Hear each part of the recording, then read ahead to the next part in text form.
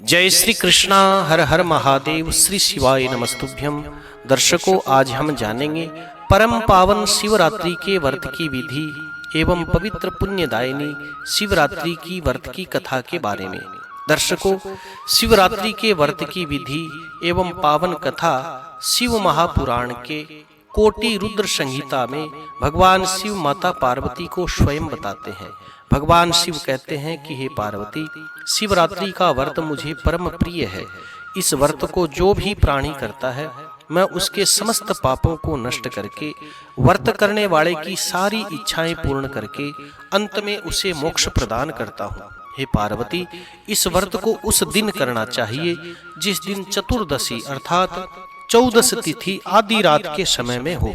व्रत करने वाला व्यक्ति शिवरात्रि के दिन प्रातःकाल सूर्य उदय से पहले उठ करके मल मूत्र इत्यादि का त्याग करके नित्य कर्मों से निवृत्त होकर के स्नान करके मस्तक पर त्रिपुंड व गले में रुद्राक्ष की माला धारण करके मेरा ध्यान करते हुए इस प्रकार से व्रत का संकल्प करना चाहिए।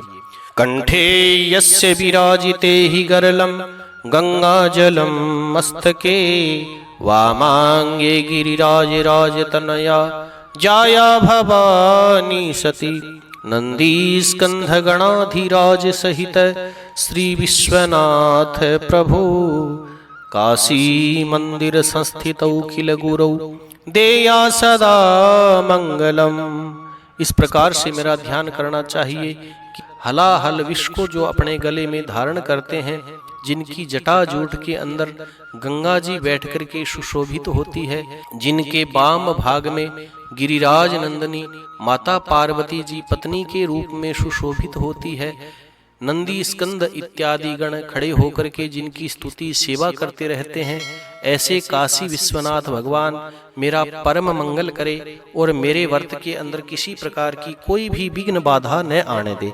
इस प्रकार से व्रत का संकल्प करके भगवान के पूजन की सामग्री लेकर के शिव मंदिर में जाकर के शिवलिंग के ऊपर जल एवं दूध से पंचामृत से भगवान को स्नान करा करके चंदन का तिलक लगा करके भगवान को सुशोभित करना चाहिए। फिर भगवान को बिल्व पत्र, आक, धतूरा, भांग, दूर्वा इत्यादि चढ़ा करके भगवान शिव को भोग लगा करके पान, फल, नारियल इत्यादि चढ़ाना चाहिए। धूप दीप से भगवान शिव की आरती करके क्षमा प्रार्थना करनी चाहिए। सारे दिन भगवान शिव के पावन नाम का जाप करता रहना चाहिए। जाप करने योग्य नाम बताए हैं शिवाय नमः, भवाय नमः, रुद्राय नमः, जटाधराय नमः, त्रिशूलधराय नमः, गंगाधराय नमः।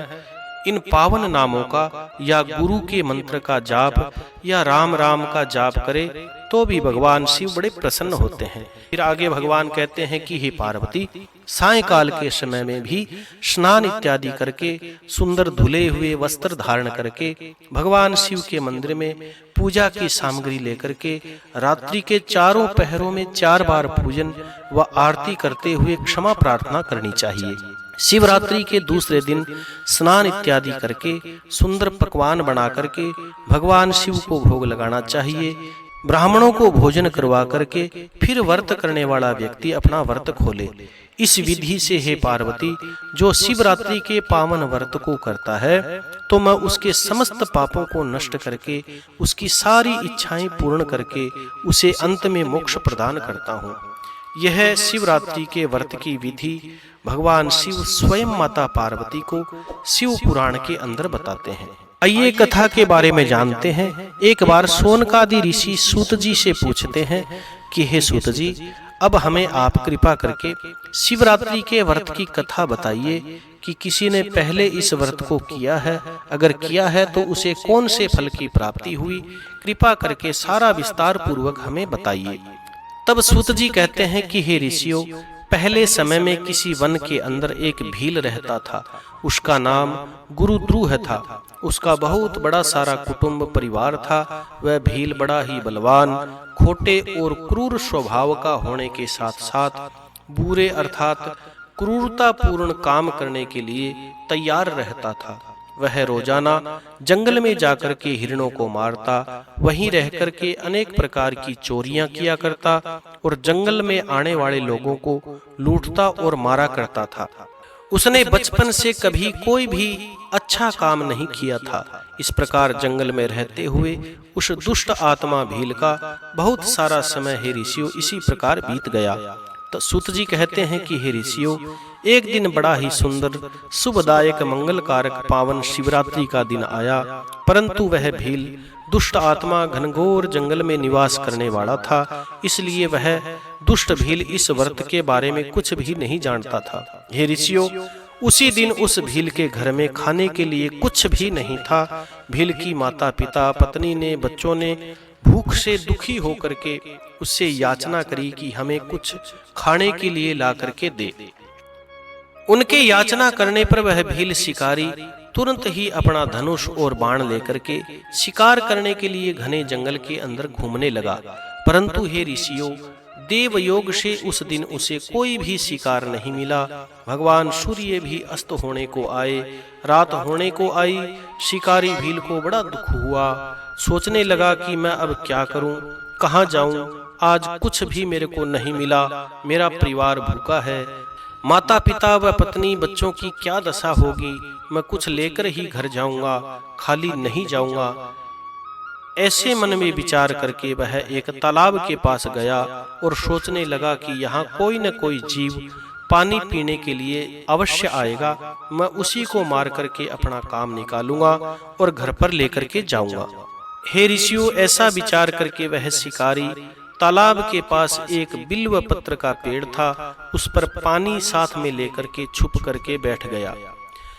मन में ऐसे विचार कर रहा था कि कोई जीव आएगा, उसी को मार करके लेकर के घर जाऊंगा। भूख प्यास से दुखी भील शिकारी इस प्रकार विचार कर रहा था और उस पावन शिवरात्रि के पहले प्रहर में एक हिरणी प्यासी वहां पर आई। उसे देख करके वह भील शिकारी बड़ा प्रसन्न हुआ। वह शिकारी प्रसन्न होकर के अपना धनुष उठाता है और बाण चढ़ा करके निशाना साधता है। निशाना साधते समय उसके हाथ से पास में रखा हुआ थोड़ा सा जल और कुछ बिल्व पत्र टूट करके नीचे गिरते हैं। हे ऋषियों, उसी पेड़ के नीचे एक पावन भगवान शिव का शिवलिंग था। उस भील से अनजाने में ही शिवरात्रि के पहले पहर में भगवान शिव की पूजा संपन्न हो गई। इससे हे ऋषियों, उस शिकारी के बहुत सारे पाप उसी समय तत्काल नष्ट हो गए। और हे ऋषियों, वहां होने वाली आवाज को सुनकर के हिरनी ने डर के मारे उसको देखा और डर करके भील से बोली कि हे भील शिकारी, तू क्या करना चाहता है, मेरे को सच बता। शिकारी ने कहा कि मेरा परिवार भूखा है, मैं तुझे मार करके लेकर के जाऊंगा और मेरे परिवार को खिला करके उनकी भूख शांत करूंगा। शिकारी की इस कठोर बात को सुन करके और धनुष को ताने हुए देख करके हिरनी ने सोचा, अब मैं क्या करूं, कहां जाऊं। ऐसे मन में विचार करके उसने शिकारी से कहा। हिरनी बोली, हे भील, बड़ी प्रसन्नता की बात है, आज मेरा यह नाश्वर शरीर तुम्हारे परिवार का पेट भरने के परोपकार का काम करेगा और परोपकार से बड़ा इस संसार में कोई भी पुण्य नहीं। परोपकार करने वाले का पुण्य तो 100 वर्ष तक कोई भी वर्णन करे तो भी परोपकारी के पुण्य का वर्णन कोई नहीं कर सकता। परंतु हे भील, मेरे बच्चे घर में अकेले हैं, मैं मेरे बच्चों को, मेरी बहन को या मेरे स्वामी को सौंप करके तुम्हारे पास लौट करके आ जाऊंगी। हे भील, मैं सत्य कह रही हूँ, सत्य के समान कोई धर्म नहीं, सत्य से ही धरती टिकी हुई है, सत्य से ही समुद्र अपनी मर्यादा में रहता है, सत्य से ही झरनों से जल की धारा निरंतर बहती रहती है, सत्य से ही सब कुछ है, सत्य में ही सब कुछ समाया हुआ है। सूत जी कहते हैं कि हे ऋषियों, शिकारी भील ने हिरनी की बात नहीं मानी तो हिरनी ने फिर कहा, हे व्याध, मैं तुम्हारे सामने सौगंध खाती हूँ, तुम्हारे पास मैं लौट करके आऊंगी। अगर मैं न आऊं तो ब्राह्मण को वेद बेचने और तीनों काल संध्या न करने से जो पाप लगता है वही पाप मुझे लगे। जो स्त्री अपने पति की आज्ञा न माने, अपनी इच्छा के अनुसार विचरण करे, पर पुरुष के साथ संबंध बनाने से जो पाप लगता है, हे भील, वही पाप मुझे लगे। किसी के उपकार को न मानने, भगवान शिव की निंदा करने से, विश्वासघात, छल करने से जो पाप लगता है, हे भील शिकारी, वही पाप मुझे लगे यदि मैं लौट करके न आऊं तो। तब उस भील शिकारी ने विश्वास करके कहा कि अच्छा, अब तुम अपने घर जाओ। तब वह हिरणी पानी पी करके अपने घर चली जाती है। इतने में हे ऋषियों, उस भील शिकारी का पहला पहर शिवरात्रि का जागते हुए बीत जाता है। अब उस हिरणी की दूसरी बहन हिरणी को खोजते हुए वहीं तालाब पर पानी पीने के लिए आती है। उसे देख करके उस भील ने धनुष पर बाण चढ़ा करके उसे मारने लगा। तो पहले की तरह ही हे ऋषियों, कुछ जल और बिल्व पत्र टूट करके भगवान शिव के ऊपर चढ़ जाते हैं। और हे ऋषियों, अनजाने में ही शिव पूजा उस भील के लिए पुण्यदायिनी बन जाती है। उसे बाण ताने हुए देख करके हिरणी ने पूछा कि क्या कर रहे हो? तो उसने पहले की तरह ही उत्तर दिया कि मेरा परिवार भूखा है, मैं तुझे मार करके लेकर के जाऊंगा। तो हिरणी बोली कि हे शिकारी, मेरा शरीर धारणा आज सफल हो गया, जो किसी के काम आएगा। पर हे शिकारी, मेरे छोटे बच्चे हैं, मैं उन्हें अपने स्वामी को सौंप करके तुम्हारे पास लौट आऊंगी। शिकारी ने कहा कि मुझे तेरे ऊपर विश्वास नहीं, मैं तुम्हें मारूंगा। तब वह हिरणी बोली कि मैं भगवान श्री विष्णु की सौगंध खाती हूँ, अगर मैं वापस लौट करके न आऊं तो अपना सारा पुण्य हार जाऊं। जो वचन दे करके पलट जाए, जो अपनी पतिव्रता धर्मपरायण पत्नी को त्याग करके पर स्त्री को अपनाता है, वेद के धर्म को छोड़ करके मनमाना धर्म अपनाता है, जो भगवान विष्णु का भक्त होकर के भगवान शिव की निंदा करता है, जो अपने माता पिता की पुण्य तिथि अर्थात मृत्यु तिथि पर श्राद्ध नहीं करता, उसे सुना ही बिता देता है, उसे जो पाप लगता है, हे शिकारी, वही पाप मुझे लगे अगर मैं लौट करके न आऊं तो। सूत जी कहते हैं कि हे ऋषियों, उस हिरणी के ऐसा कहने पर शिकारी ने कहा कि जाओ। हिरणी जल पी करके प्रसन्नता पूर्वक अपने घर चली जाती है। इतने में रात का दूसरा पहर शिकारी भील ने जागते जागते बिता दिया। अब हे ऋषियों, परम पावन शिवरात्रि का तीसरा प्रहर शुरू हो गया था और हिरणी के आने में देर हो गई थी। अब शिकारी व्याध ने हिरणी को खोजने के लिए इधर उधर अपनी नजर दौड़ाई तो शिकारी ने देखा कि एक बहुत ही तगड़ा मोटा ताजा हिरण आता हुआ दिखाई देता है। हिरण को देख करके खुश होकर के शिकारी ने धनुष पर बाण चढ़ाया और हिरण को मारने के लिए जब उसने हाथ हिलाया तो हे ऋषियों, पूर्व जन्म के पुण्य उदय होने के कारण कुछ जल और बिल्व पत्र शिवलिंग पर गिरते हैं और सौभाग्य से भगवान शिव की तीसरे प्रहर की पूजा संपन्न हो जाती है। इस प्रकार भगवान शिव की उस पर कृपा हुई। उसके शब्द को सुन करके, आवाज को सुन करके हिरण ने पूछा कि हे व्याध, क्या कर रहे हो? तो शिकारी ने वही उत्तर दिया कि मेरा परिवार भूखा है, मैं तुम्हें मार करके उनका पेट भरूंगा। हिरण ने कहा कि हे शिकारी, मेरा यह हष्ट-पुष्ट शरीर आज किसी के परोपकार में काम आएगा। जो शरीर समर्थवान होकर के किसी के काम न आए, उसकी समर्थता व्यर्थ चली जाती है। परंतु हे शिकारी, मेरे बच्चे घर में अकेले हैं, मैं उनकी माताओं को सौंप करके उनको धीरज बंधा करके तुम्हारे पास आ जाऊंगा, अब तुम मुझे जाने दे। उसके इस प्रकार कहने पर भील शिकारी बड़ा अचंभित हुआ। अब हे ऋषियों, उस भील शिकारी का हृदय पवित्र हो गया था, उसके सारे पाप नष्ट हो चुके थे। तब शिकारी ने कहा कि जो जो यहाँ पर आए हैं वे सब तुम्हारी तरह ही बात बना करके चले गए, परंतु वचन दे करके अभी तक यहाँ नहीं आए। हे हिरण, तुम भी अब संकट के समय में हो, इसलिए झूठ बोल करके चले जाओगे तो फिर आज मेरे परिवार का निर्वाह कैसे होगा? हिरण ने कहा कि हे भील, सारा चराचर ब्रह्मांड सत्य पर टिका हुआ है। जिसकी वाणी झूठी होती है उसके सारे पुण्य नष्ट हो जाते हैं। शिकारी, तुम मेरी प्रतिज्ञा सुनो। संध्या के समय मैथुन, शिवरात्रि को भोजन करने से जो पाप लगता है, झूठी गवाही देने से, किसी की धरोहर हड़पने से जो पाप लगता है, वह पाप मुझे लगे अगर मैं लौट करके न आऊं तो। सूत जी कहते हैं कि हे ऋषियों, उसकी इस बात को सुनकर के शिकारी ने कहा कि जाओ जल्दी लौट करके आना। उसके कहने पर हिरण पानी पी करके चला जाता है। अब तो हिरण और हिरणी अपने घर पर एक दूसरे से मिलते हैं। तीनों वचनबद्ध थे, प्रतिज्ञा कर चुके थे। आपस में एक दूसरे की बात को भली भांति सुन करके सत्य की डोरी में बंधे हुए सबने यही निश्चय किया कि बालकों को आश्वासन दे करके तीनों शिकारी के पास जाने को तैयार हो जाते हैं। सबने अपने बच्चों को सांत्वना दी, पड़ोसियों के पास छोड़ करके शिकारी के पास चल पड़ते हैं। और हे ऋषियों, माता पिता को इस प्रकार शिकारी के पास जाते हुए देख करके बच्चे भी उनके पीछे पीछे चल पड़ते हैं कि इन माता पिता की जो भी गति होगी वही हमारी भी हो जाएगी। अब उन सब को एक साथ आता हुआ देख करके शिकारी बड़ा प्रसन्न होता है।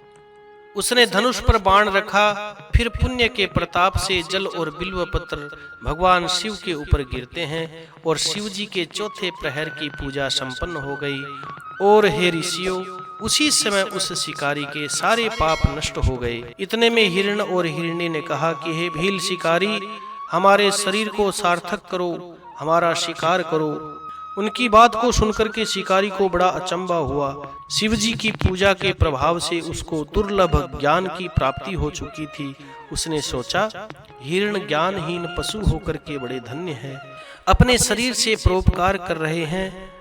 मैंने मनुष्य का दुर्लभ जन्म पाकर के कोई भी साधन नहीं किया, कोई भी पुण्य कर्म नहीं किया, दूसरों को पीड़ा देता रहा, अपने शरीर को पालता और पोसता रहा, प्रतिदिन पाप कर्म करता रहा। ऐसे मैंने पाप कर्म किए, अब मेरी क्या दशा होगी। जन्म से लेकर के अब तक मैंने पाप ही पाप किए हैं, मेरे जीवन को बारंबार धिक्कार है।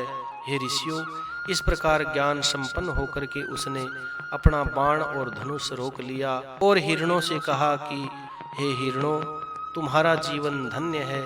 और हे ऋषियों, भील शिकारी के ऐसा कहते ही आशुतोष भगवान शिव प्रसन्न हुए।